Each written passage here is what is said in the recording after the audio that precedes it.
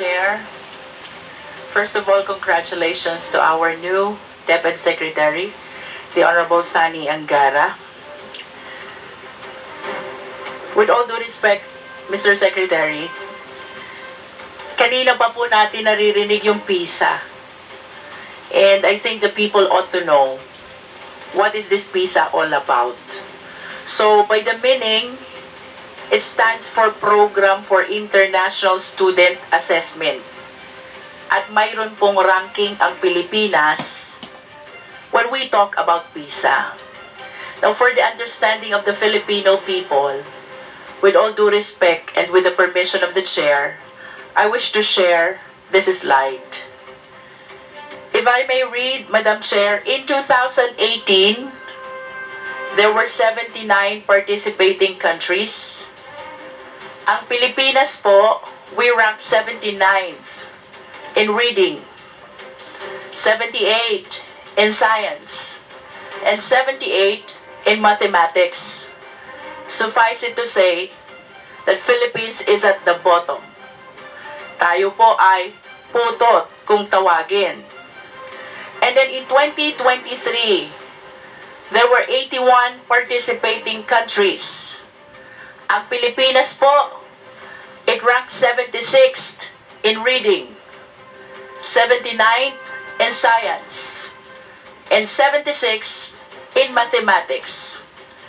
And I conclude that there is no significant change. There is no argument that we are already in the computer age. This is a transition that we are all mandated to face. As a matter of fact, this reality was bolstered during the time of pandemic. All services were done by way of online system. And Mr. Secretary, dito rin po nauso yung online class. The term online class. But how can we do it in public schools? And because of the lack of the necessary facility, nauso naman po yung modular. That is the intervention that we did in place of the computer system. Recognizing this reality, Mr. Secretary, nag-launch po ang DepEd ng Department Computerization Program. And along with this, nagkaroon po tayo ng information, communication, technology packages. At ito po dito ko nakita sa Audit Observation Memo for 2022-2023. However, before I proceed to that, Mr. Secretary, gusto ko po sanang tanungin government official from the previous administration of DepEd, the time of the previous secretary. In 2023 po ba, ano po ba ang ratio natin ng teacher to computer set at ng estudyante to computer set? Madam Chair? Sino bang in-charge ng computers? Admin? Maybe our director for, because the previous undersecretary for admin has resigned, Your Honor. But we have with us the director for IT, that's Director Pitagan. Maybe we could ask that he be recognized to explain and answer the question. With your permission, Madam Chair. Director Pitagan, you're recognized. Blessed morning to all. Ma'am, for the student ratio, currently we are one computer per... If I may interrupt, we are asking for the year 2023, sir, so we can relate it with the result of the AOM for 2023. Ma'am, for the 2023 fund, ma'am, the computer ratio is 1:9, meaning one computer, 9 students po. That is 1:9. One computer for 9 students. How about the ratio for the teachers? Ma'am, for the teachers, getting the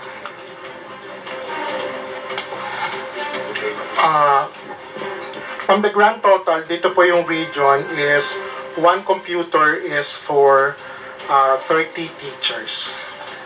One computer for 30 teachers. 30.57. That is almost saying impossible to facilitate an e-learning system having one computer for 30 teachers.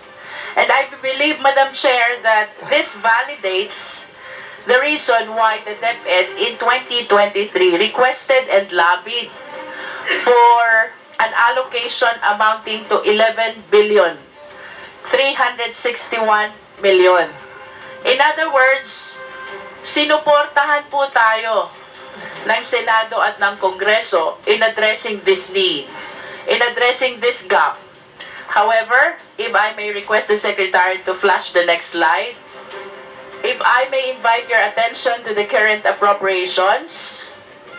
Ito po yung appropriation for 2023. The amount is 11,361 million. However, ang naging utilization po niya is only 19.22%. That is equivalent by way of obligation to 2,183 million and disbursement to 2,075 million. So, bakit po sa tindi ng pangangailangan natin for ICT packages, Madam Chair, out of 11 billion allocation, bakit po 2,075 million lang ang naging disbursement? Can we hear from DepEd? Please answer the question. May we direct Director Pitana to answer, please. Thank you very much, sir. Ma'am, for the 2023, when the new administration came in, the priority was the continuing 2022. That's why for 2022 funds, we have the 92% obligation. Now, yung 2023, ma'am, tumawid ngayon siya na 2024. So right now... Madam Chair, if I may interrupt, Opo. parang ang hirap pong i-appreciate nung naging explanation nyo na ang priority nyo is continuing, which is the budget from 2022. Why therefore did you request for 11 billion for 2023? Kung sasabihin nyo ngayon, ang priority nyo is 2022, kaya hindi nyo nagamit yung 2023. Alam po ninyo, Mr. Resource Speaker, doon po sa amin sa Batangas, hindi po magkamayaw ang humihingi ng tulong na estudyante, teacher, and even PTA officers. Lahat ang problema nila, computer, laptop. Now we have this 11 billion budget. You requested this for 2023. Bakit po ang disbursement nyo 2 billion lang? Yun, ma'am. To answer the question po, in May 2024, nabili na po natin yung 2023 budget. Ang pending po natin, 95% na yung ating obligation. Kaya lang po hindi po nagre-reflect is because we are asking for the modification of the expense class from capital outlay to MOOE. Madam Chair, yun po bang May 2024 na sinasabi nyo, does this pertain to the 2 billion disbursement?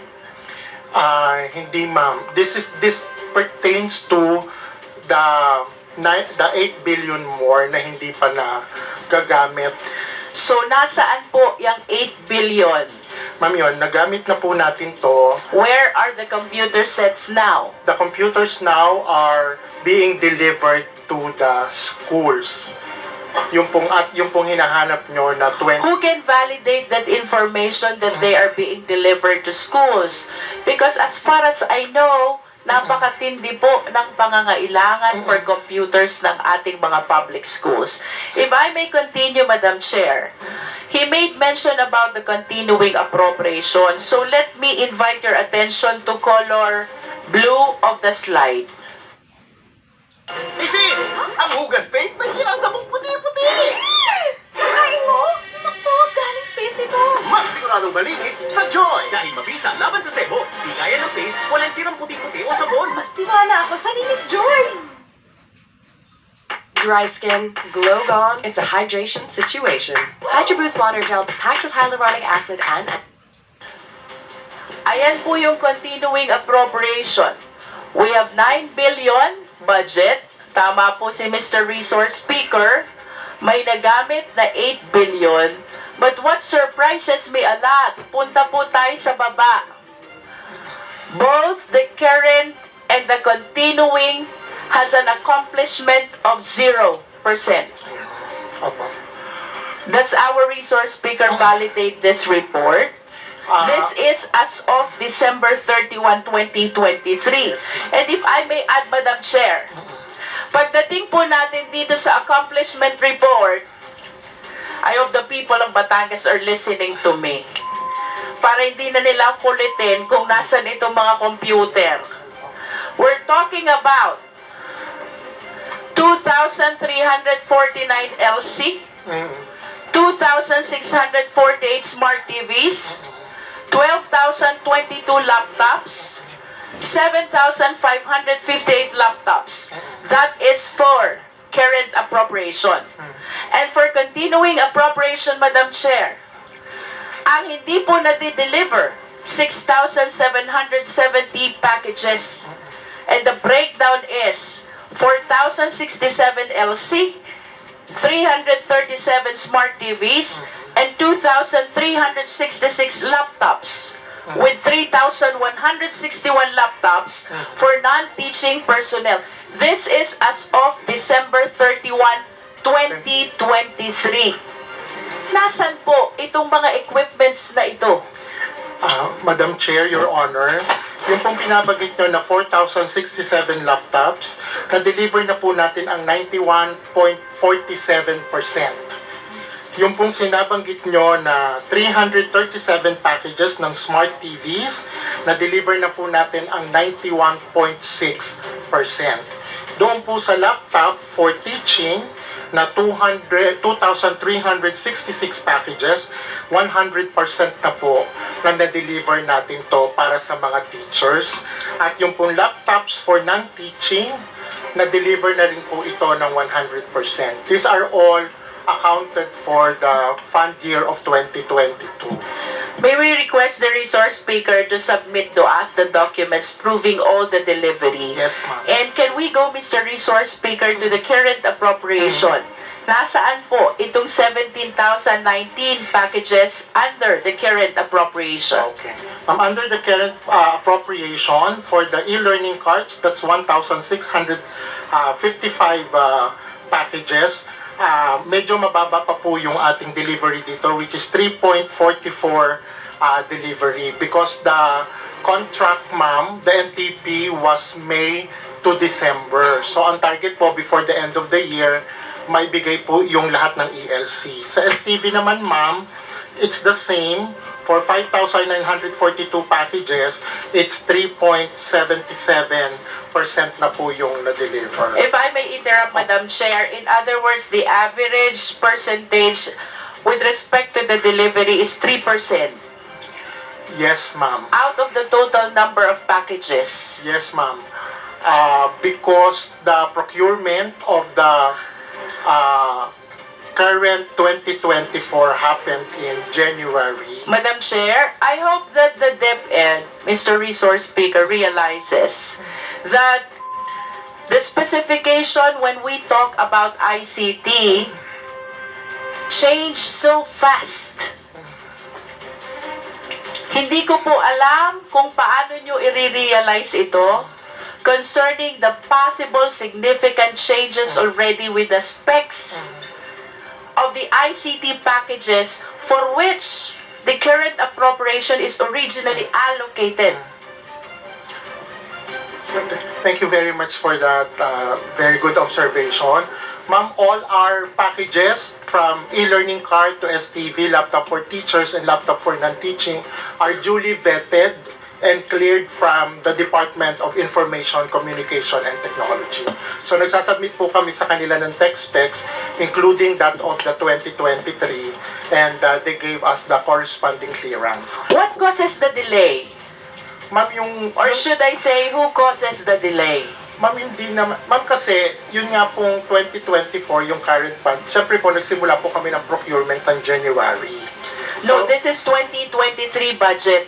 The 2023 budget, ma'am, Current appropriation pertains to 2023 current appropriation. yes ma'am. Ma'am, yun nga po, if I may backtrack a bit, kasi po noong 2023, when we first came in, yung new breed of leaders, hindi pa po nagagalaw yung 2022.